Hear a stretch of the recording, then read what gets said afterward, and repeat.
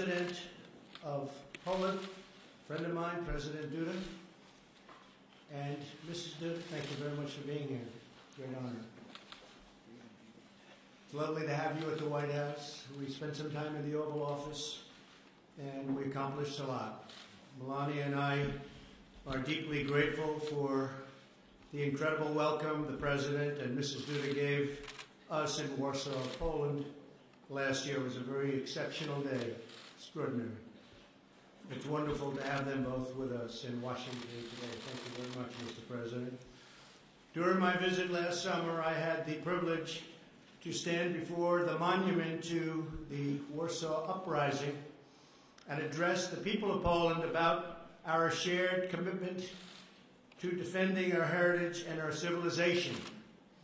It was an experience I will always treasure and I will never, ever forget. Not far from where we stand today, another monument in another square, the statue of General Kosciuszko in Lafayette Park reminds us that the bonds between our people go all the way back to America's Revolutionary War.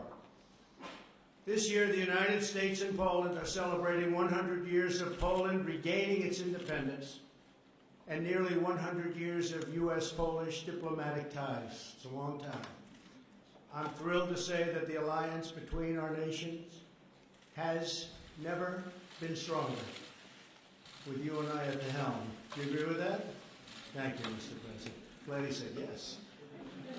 In our discussions this afternoon, President Duda and I agreed to bolster our robust defense ties. We will enhance cooperation in military relations, intelligence, missile defense, technology, and training. I'm proud to report that Poland has recently purchased a state-of-the-art Patriot missile system, which is a great system. We make the greatest military equipment by far anywhere in the world. And it's made right here in the USA. We are grateful for Poland's leadership on defense spending and burden sharing in NATO. I want to commend Poland for meeting its NATO defense spending obligations, and I'm glad that it plans to increase spending beyond the 2% minimum obligation. Thank you very much for that. I'd like to share my gratitude to the people of Poland for their contributions to NATO's resolute support mission in Afghanistan and the coalition to defeat ISIS. We've made tremendous progress with respect to the defeat of ISIS, as you see. We also understand that you can't have national security without border security. Both Poland and the United States understand that strong nations must have very strong borders. The President and I likewise are exploring opportunities to advance energy security. The United States and Poland are deeply committed to energy diversity all across Europe. No nation should be dependent upon a single foreign supplier of energy. Poland has worked tirelessly to increase energy independence nationally and across Central Europe. It is constructing a new pipeline, the highest technology, from Norway to Poland, and it recently built a liquefied natural gas import facility. Last year, the United States was proud to send its first export of LNG to Poland, and soon our nations will launch a high-level diplomatic exchange on energy security. And Mr. President, we are now, as of a few months ago, the largest producer of energy in the world. So that's a big statement. President Duda, I also just want to talk to you about the 3C Summit, where Central European leaders were working hard to increase energy market access, reduce energy trade barriers, which is something we have to get done with respect to the European Union. The trade barriers, they make it very difficult for the United States.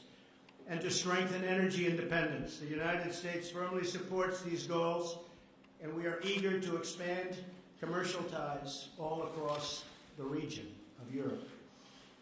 In our meeting today, the President and I discussed our bilateral economic relationship at length.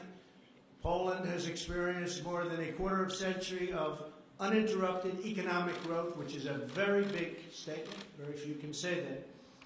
And we look forward to further enhancing trade, investment, and commerce between our two great nations. My administration is committed to realizing a future of prosperity and opportunity for all Americans. This month, we celebrated the highest employment level in U.S. history. We are right now employing more people, we have more workers in the United States than at any time ever in U.S. history. I look forward to partnering with President Duda as we grow our economies together. Mr. President, thank you for joining me today. Poland has chosen its place among the free and independent nations of the world, and is a loyal ally and strategic partner of the United States, and we greatly appreciate that. We welcome the next 100 years of friendship between our two nations.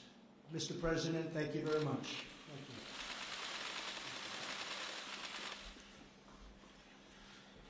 Excellencja, Your Excellency, distinguished Mr. President, distinguished ladies and gentlemen, bardzo się cieszę, I am delighted że w tym tak ważnym dla that Polski roku, in this roku year, so stulecia important to odzyskania przez Poland, Polskę the niepodległości, year of Poland regaining its independence, we celebrate our 100th anniversary, Białym that Domu w siedzibie I'm able to be Prezydenta hosted Stanów here, Zjednoczonych, that I'm at the który seat także of z the tego punktu President of the widzenia, United States at the White House at Washington.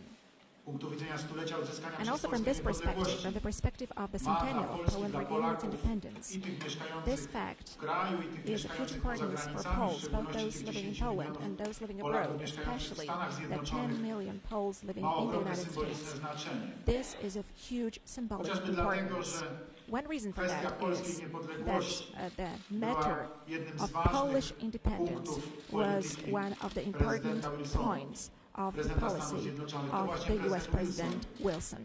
It was precisely President Wilson. Przed 1918 rokiem Before zamieścił 1918, polską he niepodległość was na the one swojej who put agendzie Polish swojej polityki. independence on his Stało agenda, się to on the między agenda innymi of za his sprawą policy. wielkiego polskiego That happened, among polityka, others, thanks to kompozytora a i great muzyka Polish Ignacego politician, a Paderewskiego. composer Ale and faktem musician jest, Ignacy Jan Paderewski. że But it Polacy is a fact that doznali wtedy od Poles Stanów Zjednoczonych i od amerykańskiego experienced prezydenta back dobra. then a lot of Nie good można from inaczej the United nazwać States tego, and from the President że of the właśnie United States, because to there are no wielkie other words państwo to describe the fact wskazało that na that Polskę great jako na state ten kraj, który powinien z powrotem indicated wrócić to na mapę Poland and Europy i defined świata Poland as the i country wrócił w who should be 1918 reinstated roku, back on the map of Europe 100 and on the lat map of temu. the Cieszę się world. And it ogromnie, was że dzisiaj reinstated jako on that polski map prezydent 100 mogę years ago in stanąć 1918. And tutaj w Waszyngtonie, I'm mogę absolutely usiąść delighted that przy jednym today, stole as Polish z President, prezydentem I Stanów can Zjednoczonych be i here at Washington, sit at the podpisać same table with the porozumienie President of the United States and pogłębiające to nasze sign partnerstwo an agreement strategiczne i which is deepening odnawiające our to strategic partnerstwo partnership and which is strategiczne. renewing that strategic Umowa o partnership. partnerstwie I'm strategicznym talking here została about podpisana w the 2008 agreement roku on the pomiędzy strategic naszymi partnership. krajami Such 10 lat temu. Wtedy agreement was signed in podpisali ją 2008 ministrowie between spraw two our zagranicznych. countries. Back then it was Dziś signed by the tą ministers of odnowioną foreign affairs, and wersję today uspółcześnioną, this renewed wiele się version, zmieniło przez te 10 the lat, version which has partnerstwa been strategicznego updated because pomiędzy a lot has naszymi changed krajami over the 10 i years. tematyki tego This partnerstwa new version of the strategic partnership podpisaliśmy was osobiście signed wraz z personally panem prezydentem by Donaldem Trumpem, za myself co and panu President prezydentowi Donald bardzo Trump, serdecznie and I would like to chciałem express my podziękować. deep gratitude to you, Mr. President, To for that porozumienie fact. wskazuje This te agreement najważniejsze aspekty indicates the naszej most współpracy i important naszej aspects of our przyjaźni i cooperation wytycza and our friendship. nowe It also ścieżki na sets new przyszłość paths for the zacieśniania future. współpracy w The paths dziedzinie of obronności, tightening współpracy our defense militarnej, cooperation, zacieśniania military współpracy cooperation, w dziedzinie tightening our cooperation in the area of biznesu security and energetycznego, energy zacieśniania business, współpracy tightening our w dziedzinie cooperation szeroko pojętego in the biznesu, broadly także understood w sphere of aspekcie business, also wspomnianym przed in the momentem aspect przez of pana the prezydenta already współpracy w ramach mentioned Trójmorza. cooperation as part of the Ja Three Seas przyjechałem tutaj initiative do to which Waszyngtonu Mr. President has prosto just ze alluded. I spotkania came here to szczytu Washington Trójmorza, pierwszego right from the forum summit of the biznesu Three Seas organizowanego w initiative, ramach the Trójmorza, first gdzie business forum Stany organized Zjednoczone były as obecne part of jako the Three partner Seas initiative. Trójmorza. The Za to United States was panu present there prezydentowi as the dziękuję, partner że of the Three Seas, Seas, and thank you, Mr. President, for that. Thank you for posting your representatives to that meeting. And all the leaders who held their speeches there said in a very clear way about the need and hope for cooperation with the United States of America regarding the renewal and building of a new infrastructure, road infrastructure, railway infrastructure, energy infrastructure, both concerning electricity and the transmission of gas in Central Europe along the north-south axis. I'm referring here to the area between the Baltic states through Poland, the Czech Republic, Slovakia, Hungary, Bulgaria, Romania, all the way down to the Black Sea, and then through Croatia and Slovenia to the Adriatic Sea. This is the space in which we want to cooperate. This is the space in which we want to develop. Our cooperation with the United States is of key importance in this respect. Also, as far as providing energy security is concerned, today we talked at length about this with Mr. President. We also discussed threats to energy security in Europe, to the possible diversification of supplies. Without any doubt, such a huge, biggest threat right now is posed by the construction of Nord Stream 2 gas pipeline. We discussed at length about this with Mr. President. I presented him the situation as it is. Unfortunately, we have to be clear and say that both from the German side and from the Russian side, this construction has already been started. There are still some formalities going on connected with the laying of the pipes at the bottom of the Baltic Sea. However, this investment, without any doubt, threatens energy stability of Europe, and without any doubt it also threatens Polish energy security, because it is a threat. There is a threat of Russian energy domination, especially when Russia mentions that it's going to build more pipelines, Nord Stream 3, Nord Stream 4. This threat of absolute Russian domination in Europe in terms of gas deliveries is obvious.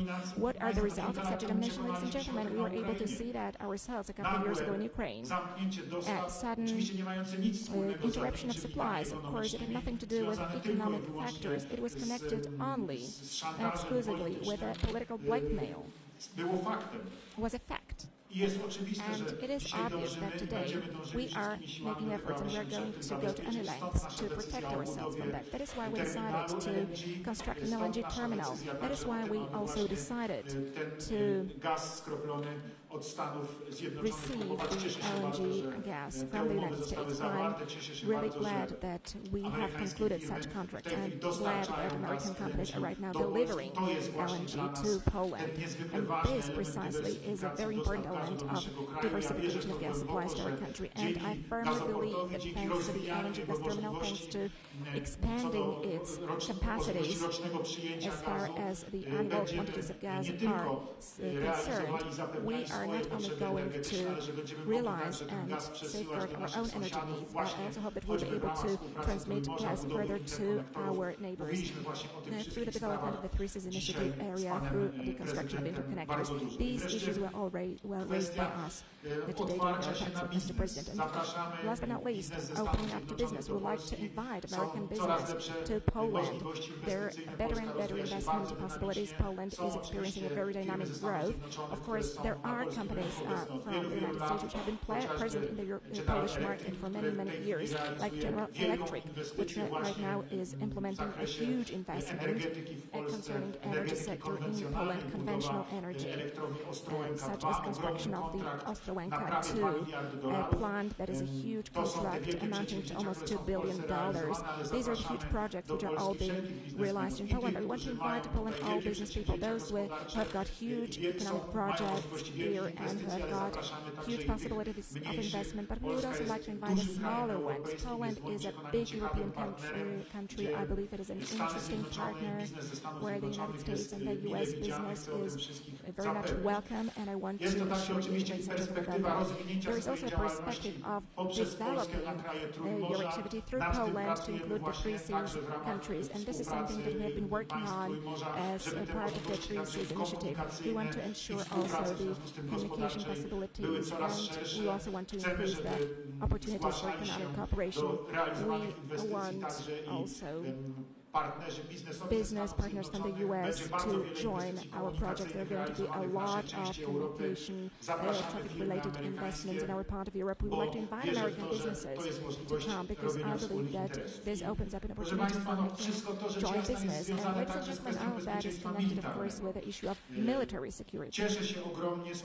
I'm hugely delighted with the presence of US armed forces in the Polish territory. I'm deeply satisfied with the decisions that were taken by Warsaw NATO Summit in 2016, where the presence of the military forces of NATO in Poland was guaranteed. I'm also happy that we have in Poland American soldiers as part of our bilateral agreements. But I would like to invite you, Mr. President, to post more American troops to Poland. We believe that the presence of the United States is a guarantor of security in our part of Europe. We ourselves want to invest further. We want to modernize Polish armed forces.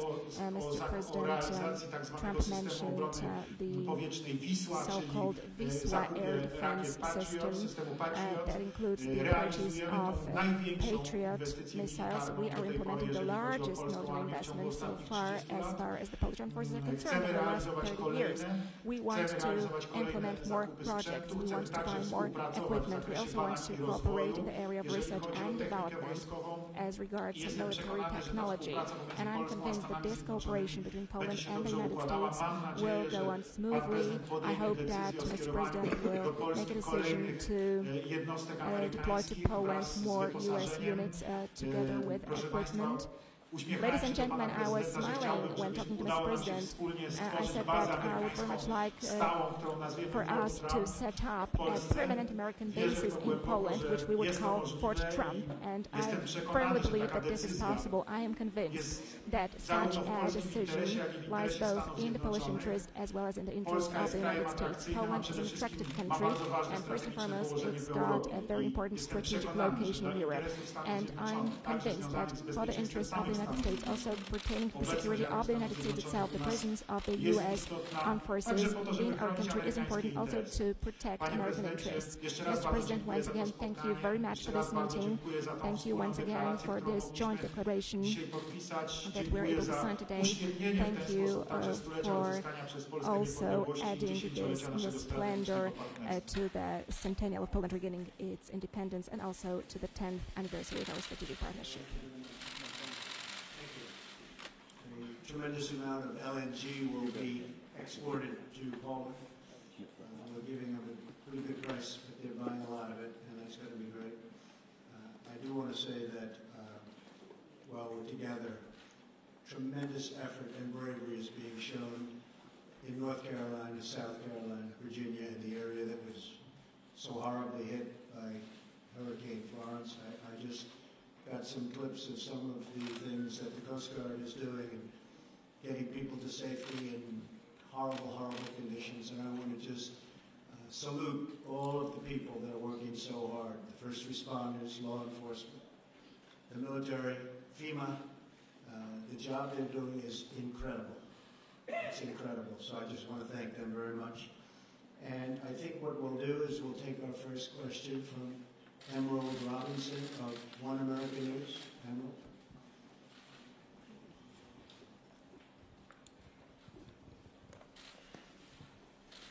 Thank you, Mr. President. So, news today of a Russian plane shot down over Syria. Russia is assigning the blame to Israel, even though it was accidentally shot down by Syrian forces. Clearly, things are heating up. There's concerns by many Americans, most Americans, that we might be involved in a war in Syria soon. You had hoped to bring troops home, but clearly things are changing. What do you tell American people today about a possibility of war in Syria? Well, I just heard about the incident you have mentioned, Emerald, and it sounds to me, and it seems to me, just like based on a review of the facts, that Syria shot down a Russian plane.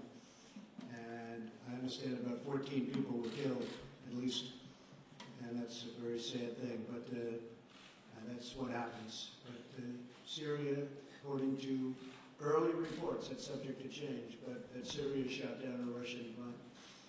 So that's not a good situation. we have done a tremendous job in Syria and in the region eradicating ISIS, which is why we're there. And we're very close to being finished with that job. And then we're going to make a determination as to what we're going to do. But we have eradicated ISIS in a very large area of the Middle East. These are people that will not be coming here because they're not around any longer. So we've done, in a very short period of time, our Vice President is here, Mike Pence, our great Secretary of State, really thank you very much for the great job you do, Mike Pompeo. And we've been working very hard on this, and we've done an incredible job over there, but we'll make a decision fairly quickly. Thank you very much. Would you have a question for the President? Certainly. Thank you, President Duda. Clearly, you said you asked President Trump if he would consider a permanent base in Poland, and of course that also relates to Russia. What would you say, how did the President respond to your position to have a permanent base from America in Poland? And then also, do you currently have concerns over the U.S.-Russia relationship? Oczywiście. Well, of course, I told Mr. President about all the aspects connected with the permanent presence of the U.S. Armed Forces in Poland. But first and foremost, I assured Mr. President of one thing. First and foremost, ladies and gentlemen, we cannot say that if there are permanent bases of the U.S. Armed Forces in Poland, we will see a deterioration of security, because that will lead to an increased Russian activity and an increased militarization of this part of Europe by Russia. I want to say it clearly, ladies and gentlemen, a very strong militarization of, for instance, Kaliningrad Oblast has taken place for more than 10 years now. It is the reality that we live in today. As far as an aggressive Russian behavior is concerned, as far as increased military activity is concerned, including increasing of the militarization, Russia has been conducting such activities in a systematic way, and for the first time we're able to see that in a materialized way in Georgia in 2008, when the then President of Poland, Professor Lech Kaczynski, took other European leaders, and they went to Tbilisi to stop Russian tanks which were about to attack the capital of Georgia. And from that moment, that military expansion has been developing. It's another leg was the attack on Ukraine. And today we can see an illegal annexation of Crimea. Today we are witnessing constant violation of international law in the Lugansk and Donetsk oblasts. So these are today political and military facts of Europe, and the presence of the United States is only providing a guarantee of security and a possibility to defend. Because let me reiterate again, it is only about the guarantee of security and defense of our part of Europe, that is the free world. This is the most crucial issue right now from our perspective, from the perspective of Central and Eastern European countries. And we are speaking in one voice on this one, generally. That is why we wanted to ensure the presence of the United States Armed Forces, and also we wanted to have the presence of NATO forces in our part of Europe as well. Of course, Mr. President and his staff, his advisors, and also the Pentagon staff have to consider all these issues, but there is a whole range of arguments which are in favor of the fact that the presence of the U.S. Armed Forces in this area is absolutely justified today. That is due to the protection of the interests of the United States as well.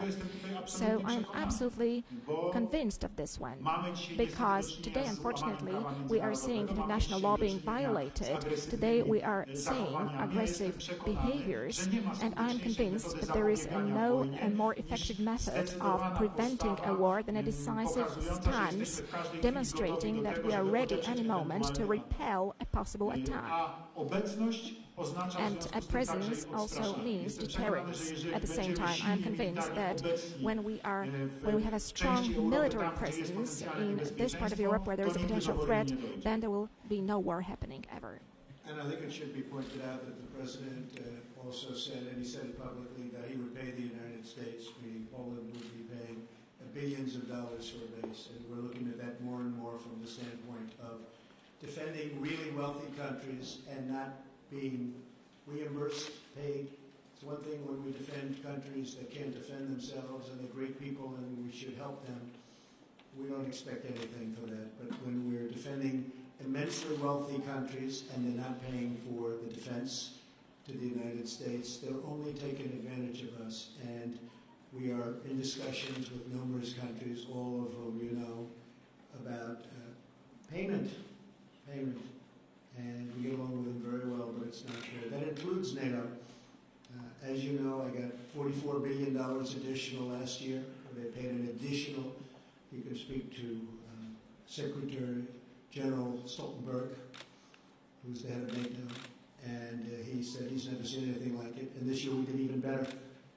But when a country is very wealthy, and when the United States has been protecting them for many years at tremendous cost like nobody in this room would believe, it's time that they help with, we call it burden sharing, and they will do that. But the President offered us much more than $2 billion to do this, and so we're looking at it. We're looking at it from the standpoint of, number one, military protection for both countries, and also cost.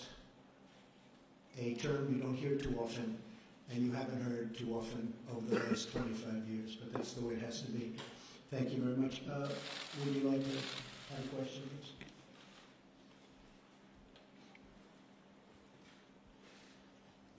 Dzień dobry. Marzena Kozłowska, Polish Press Agency. I've got a question to President Trump. Do you share the conviction, which we have just heard a minute ago, expressed by President Duda concerning the threat which is posed to the region, but not only to the region, by Russia? And do you also share the view that permanent American bases in Poland are justified not only due to the security of the countries in our region, but also due to the security of the United States?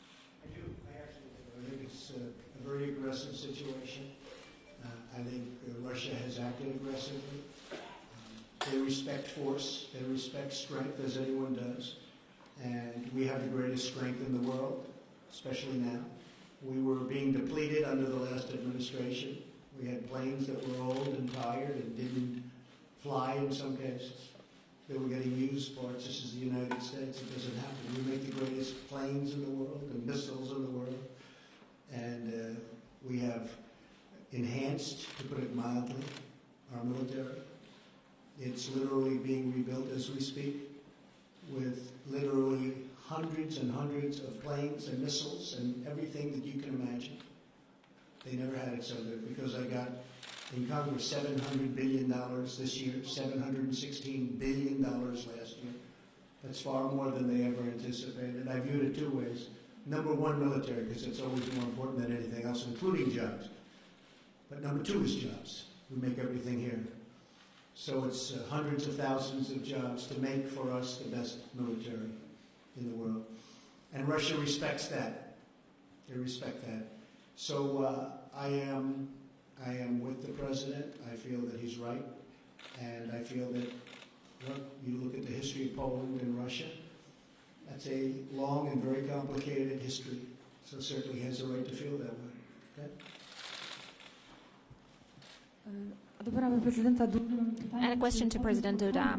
After the meeting that you have had today at the White House, do you have the feeling that the probability that Polish expectations concerning permanent American presence in our country are closer to being implemented? Are they going to be a fact? I do. Ladies and gentlemen, today myself and Mr. President had a tete-a-tete meeting, a private meeting, and then we met also with our staff. We had long conversations, very honest discussions, and very strong at certain points as well,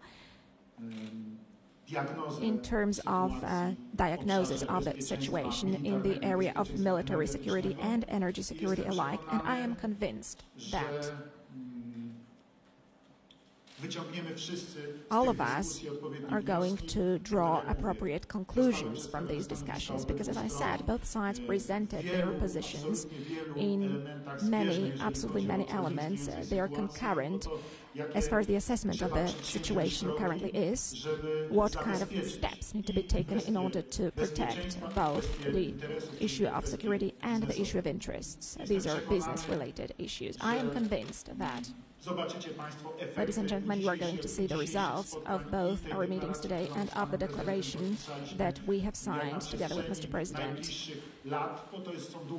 Of course, we are talking about long-term processes, so I'm sure that you are going to see how this is going to be filled with content. You will see concrete facts that will appear on the maps and also in agreements and in purchases that are going to be realized. Thank you very much. John Decker of Fox, please. Thank you, Mr. President. Two questions for you, one on Judge Kavanaugh and also one on trade. On Judge Kavanaugh, yesterday you said, we want to go through a full process. You said, we want to make sure everything is perfect, everything is just right.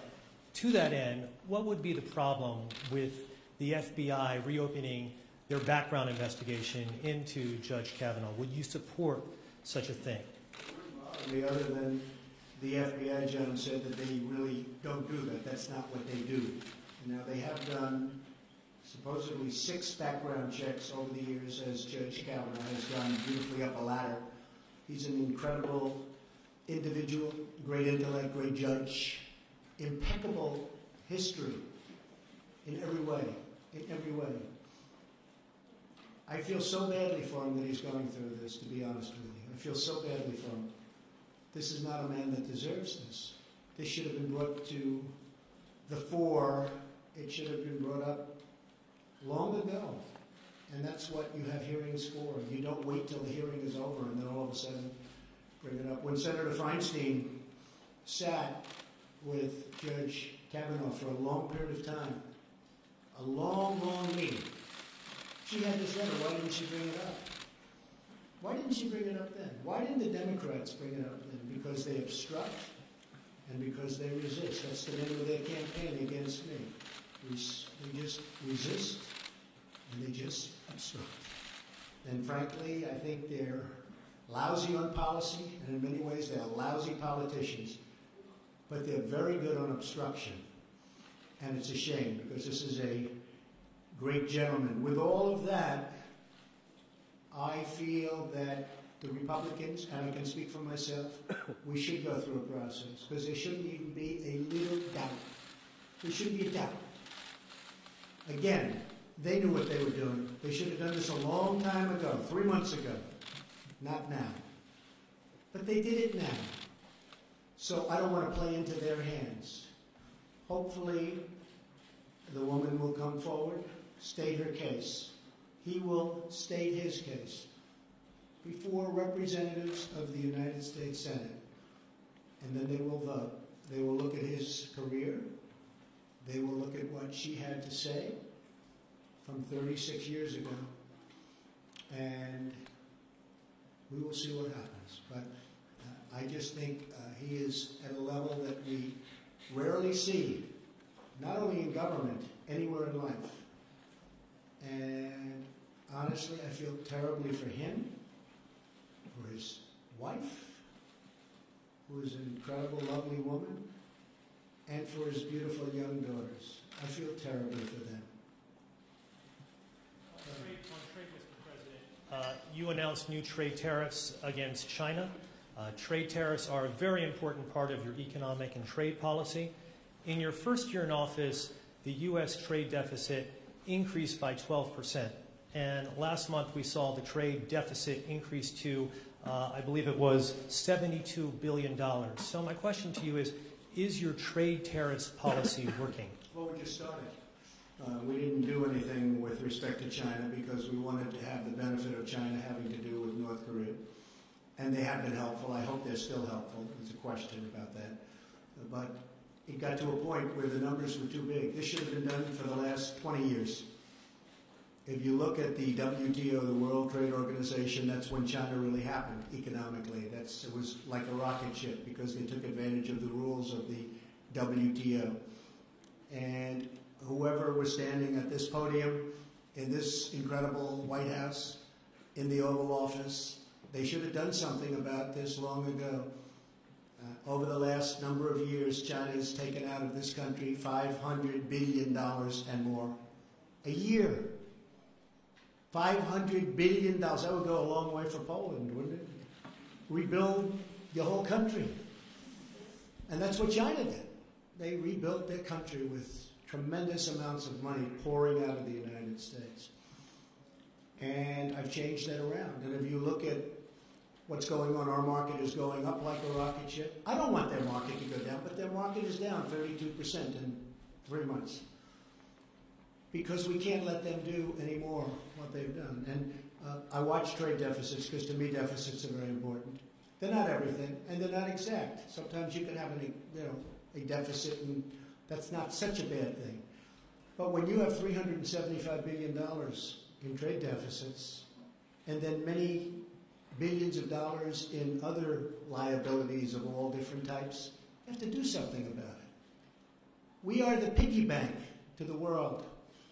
We've been ripped off by China. We've been ripped off by, excuse me, Mr. President, the European Union, of which you're a part of. We've been ripped off by everybody. And I want to protect the American worker, the American farmer, the ranchers, the companies. And we're not being ripped off, you will see in a little while. Speaking of that, we've come to a conclusion with Mexico. We have a wonderful deal for both parties. It was a very one-sided deal. Now it's a good deal for both parties. Very happy with it. The new president had conversation, and it was terrific. I think we're going to have a very good relationship. We'll see. We'll see. We want help on the border because we have the worst immigration laws in the history of mankind or womankind. We have horrible, horrible immigration laws, so we want help. But we've come to a conclusion with Mexico.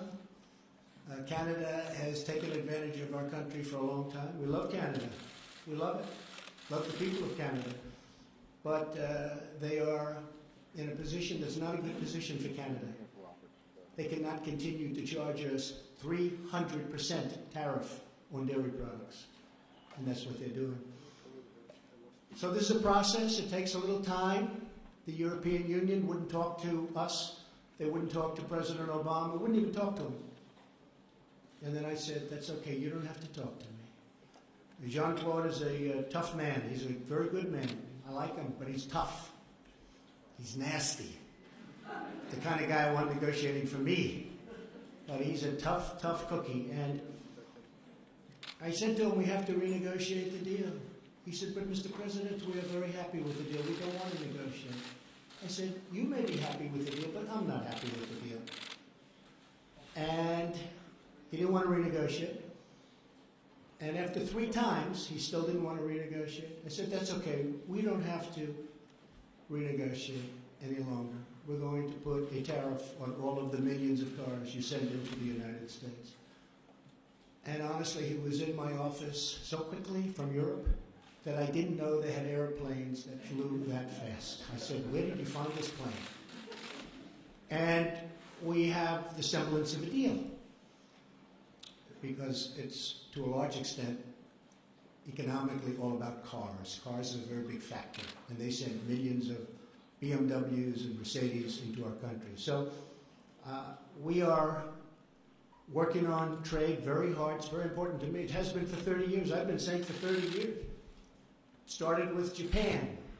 I talked about Japan. I was right. I talked about China. I was right. It's what I do. And I like doing it. But I like doing it for the people. Because our country has been abused and taken advantage of by virtually every country that it does business with. And we're just not letting that happen anymore. And that includes what I said previously about the military. Please. President Duda, welcome back to the U.S. As it relates to U.S.-EU relations, as the President mentioned, Poland is a proud member of the European Union. How would you describe U.S.-EU relations right now? Did you talk about improving that relationship? Did you carry a special a message to the President from Mr. Juncker. Szanowny panie redaktorze, bardzo bym chciał, Sir, I would be very happy if it was Poland which would disrupt the trade balance of the United States. I really would be happy if that was the case. Because my understanding as far as politics is concerned and caring for the matters of your country is similar to the view of Mr. President Trump. Mr. Trump is saying America first and I'm saying Poland first. So we understand each other very well. And it is hard for me to be surprised with the fact that Mr. President, being a very experienced man, a man of success, as far as business is concerned, knows how to calculate. He knows how to calculate, and I think nobody puts that in the question either in the U.S. or in another place. And he takes care of the United States. It lies in the interest of the country to have a balanced trade exchange, and this is something that you have to take care of. And of course, there is a clash of interest. However, objectively looking, it is hard not to understand it. So there is always a competition of interest, and there is every kind of business is a competition of interest. And I represent Polish interests, whereas President Trump represents American interests. The whole thing is as follows. On important matters, you have to strike an agreement to make sure that both countries win and lose as little as possible. And then we have an understanding, an agreement. And then we can say that we are cooperating with each other on equal level. And I believe this is the kind of cooperation that Mr. President would like to have with the European Union. And it will be hard to be surprised with that. I'm listening calmly to that, and I would like Poland to be such a country, such an economic superpower, that it would be a very important partner to the United States. I said jokingly in the beginning that I wish it was Poland which disturbed the trade balance of the United States and our exports to the United States, but I do believe that our cooperation is going to develop well on partners-like principles. The trade deal with South Korea has been fully renegotiated and is ready for signature. We may sign it at the United Nations or shortly thereafter. That was a terrible deal for the United States. Now it's a fair deal, but that's been fully renegotiated in addition to Mexico and some of the others that are very close. Thank you very much, everybody. We appreciate it. Thank you. Thank you.